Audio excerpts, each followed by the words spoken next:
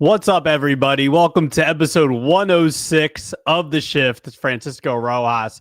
And look, I've been trying to do a pod the last couple of days. It's not worked out. I've been, it's been busy. It's been tight. And even right now, I want to do my normal like 45-minute to an hour long pod. I'm not going to be able to do that, but I needed to go to a concert very, very soon. But before I go tonight, I needed to, after a wild week that we had in Major League Baseball with the hot stove, probably been the wildest week so far. I would assume, right? Am I missing something? I mean, there was sporadic deals that we've had with Cease and Schwarber and others, but there hasn't been like a wild couple of days or like a wild week. At least I don't think so. There have been, rumors here and there, but it hasn't been like a super steaming hot stove. But I had to, try to do a pot a week, but I had to make sure I got something in, even if it was short uh, tonight, because it has been an insane week. And obviously, the Kyle Tucker signing with the Dodgers being the biggest thing, but there have been a lot of deals that have happened this week, starting with Alex Bregman with the Cubs at the end of last weekend. And so I wanted to start with, or I wanted to get into about 7 or 8 of these deals and just overall kind of my thoughts on each of them. So, and clearly being the biggest one is Kyle Tucker signing with the Dodgers. 4 years, $240 million. Other teams had interest in Tucker, obviously most notably the Mets and the Blue Jays. The Mets offering something similar to Tucker. He actually offered him a $75 million signing bonus with a similar deal with what the Dodgers were offering. And the thing about Tucker is that,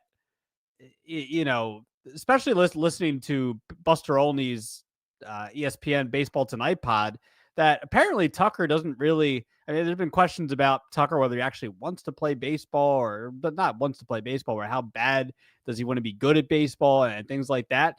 But things you're connecting the dots with is that Tucker really didn't want to be the face of a franchise. I guess he didn't want to be that in Chicago. I know PCA is probably going to be that guy, moving forward. But Kyle Tucker, wasn't really with that with the Astros. He was one of their star players, but he wasn't like the guy like Jordan or Altuve or Bregman or anybody like that. So now Tucker goes to the Dodgers and is able to not even be the fifth or sixth guy. He doesn't have to worry about being the face of the franchise or having all the attention, having all that pressure. I mean, that's on guys like, obviously, like Ohtani, like Mookie, like Freddie, like Will Smith, um, maybe Roki Sasaki eventually, Edwin Diaz, Tyler Glass now. Like Tucker, let's be real, it was a weak free agent class this year. It was a weak free agent class. Now, Tucker's a really good player who, is able to stay healthy, can, be a 5-WAR player year in and year out because of how good he is offensively and defensively, the base paths with his bat and in the field.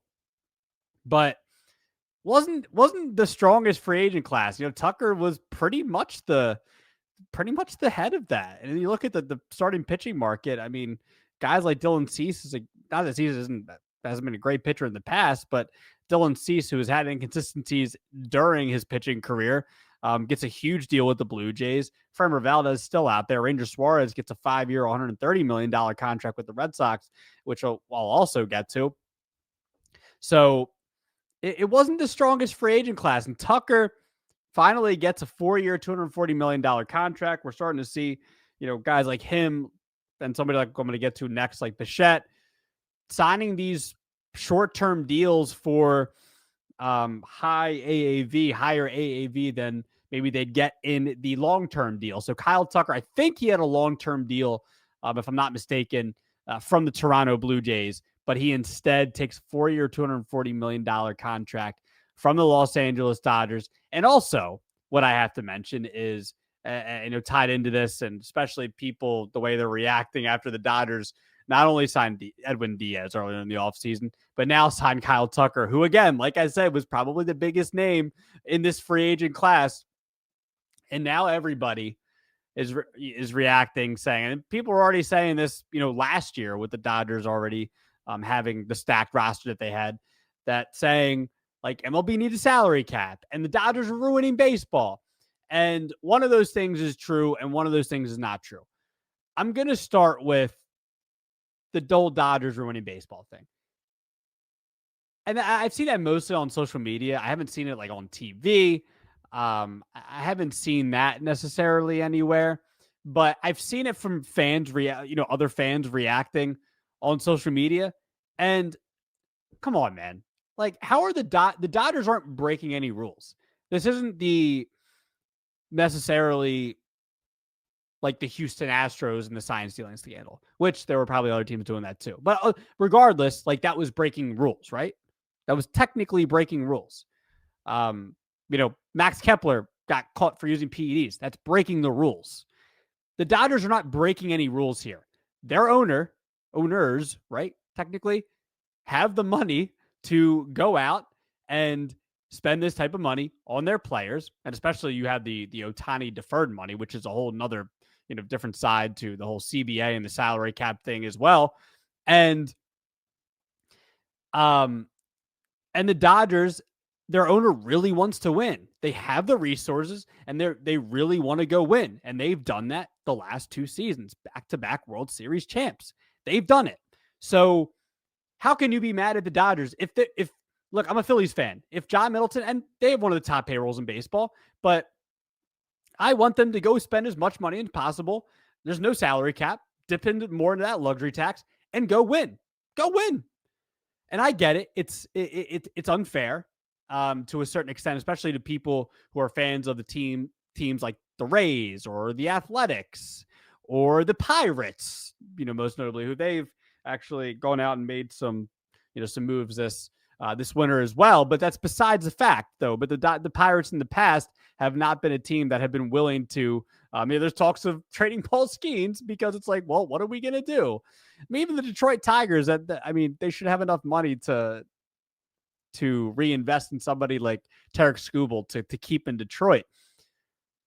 Like, and I get it. It's unfair to people that love those teams and are fans of those teams. I totally get that.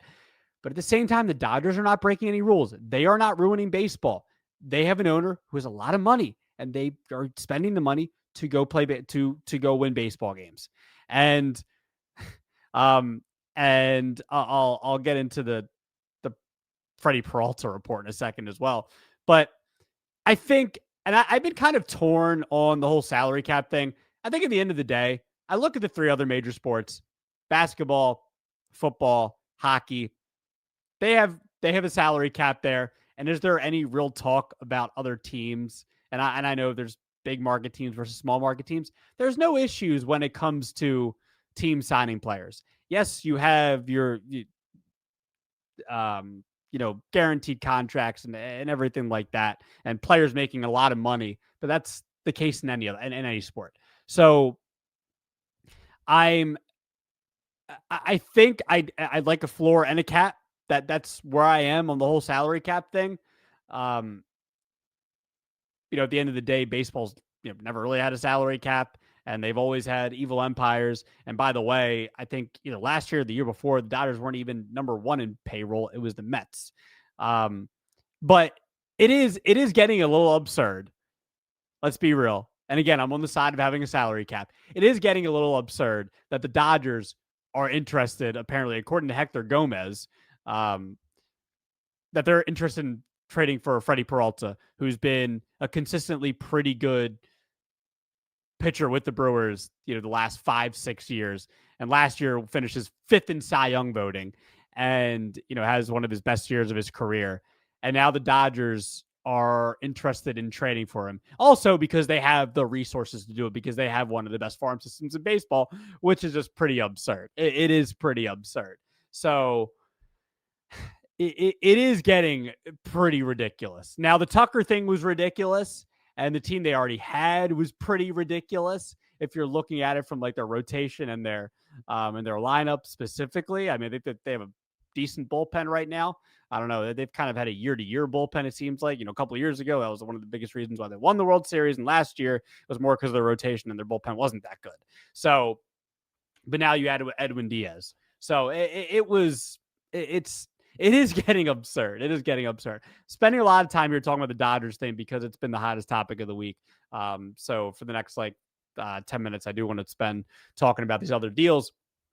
Bichette goes to the Mets. So not going to lie, real quick, again, try to do this as a baseball fan, not as a Phillies fan. But for a second, not going to lie, as a Phillies fan, that was a gut punch when I got the notification while I was driving. Almost drove off the road. Didn't, but I mean, made me feel like I was. Bichette signs with the Mets on a 3-year, $126 million contract. There were a multitude of teams that were interested in Bichette. Mets, Phillies, Yankees, the Blue Jays might have been interested in bringing him back as well. But the New York Mets get him on a 3-year, $126 million contract. The Phillies had a 7-year, $200 million deal in place for Bichette. I think it had no opt-outs, and that was a big thing for Bichette because now, okay, you get the less years, but you get higher AAV. And they also gave him opt-outs for after the next couple of years, the next 2 seasons. So he's able to maybe go have a big year for the Mets, and then afterwards kind of see what his value is after maybe he has an even bigger year. He did have a bounce back year after a bad 24 where he was hurt, but had a good 25. And maybe he's going to try to see what he can do with the Mets, get a high AAV on a 3-year deal, but see how he can, maybe be on the market once again. So we'll see. But Bichette signs with the Mets.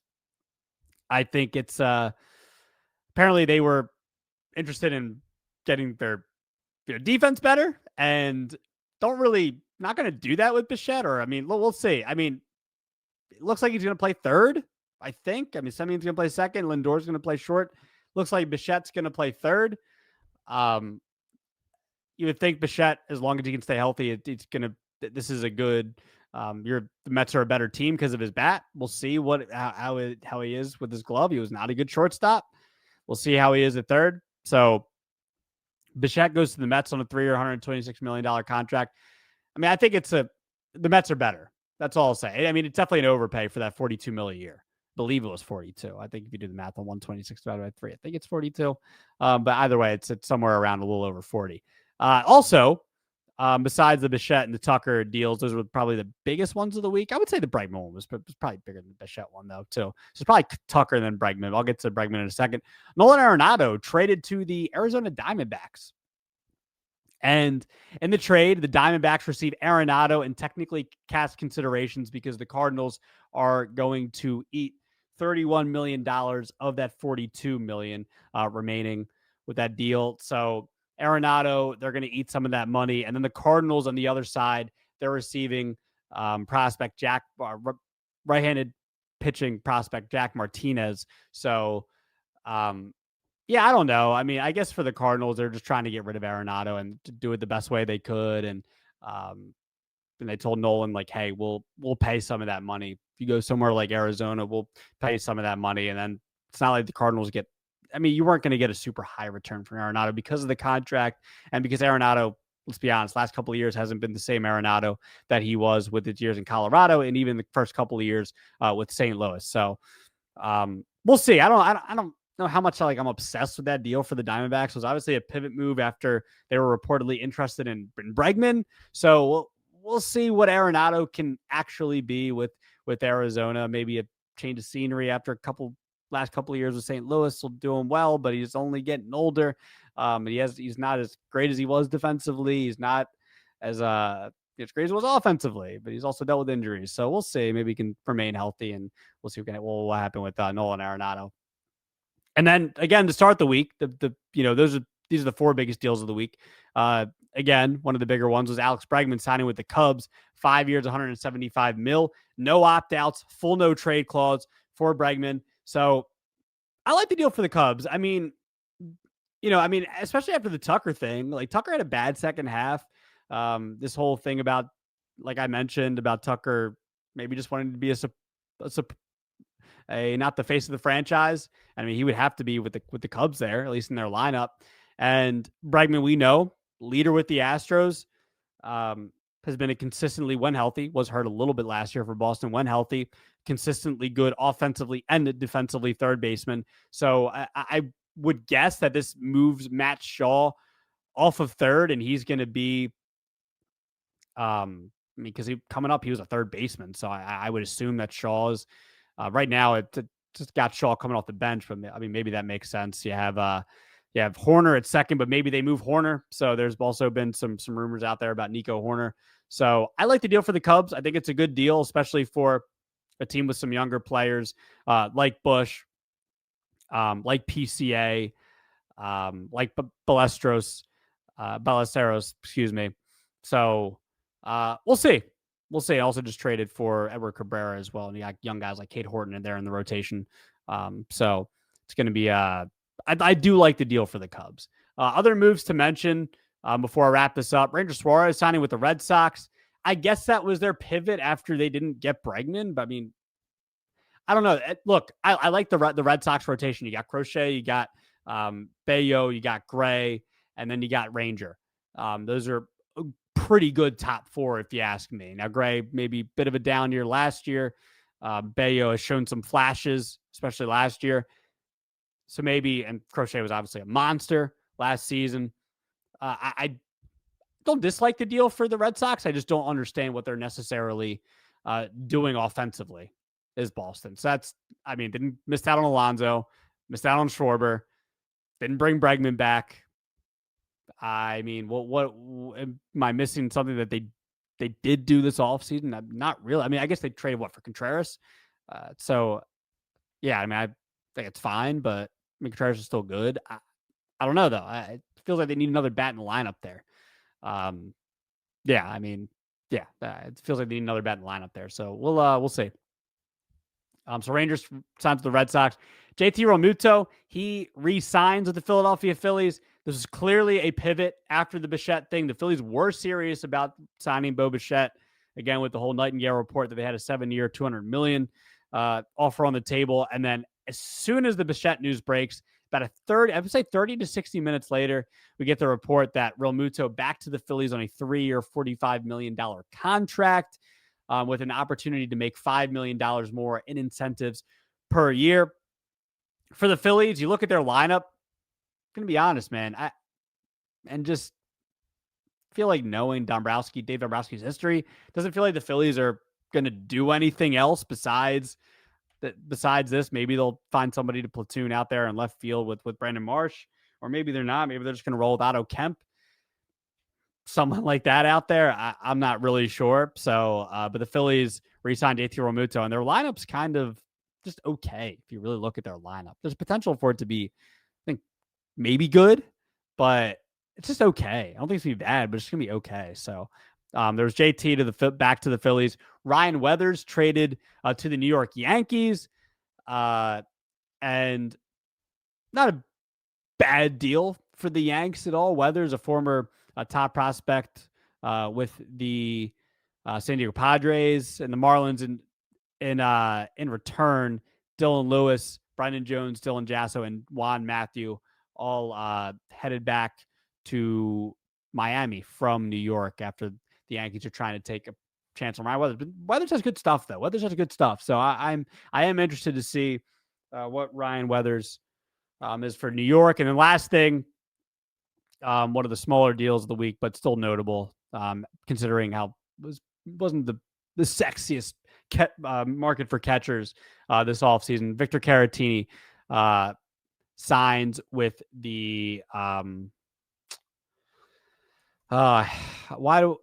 I was thinking that was it not Minnesota?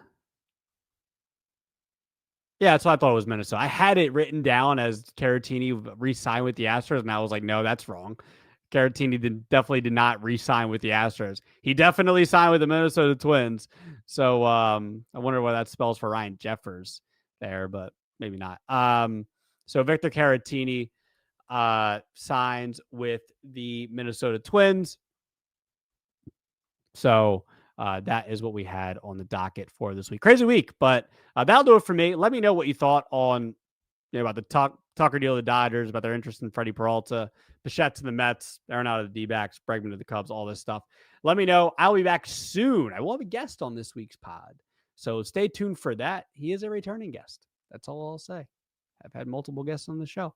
So that'll do it for me, Francisco. I will talk to you guys soon.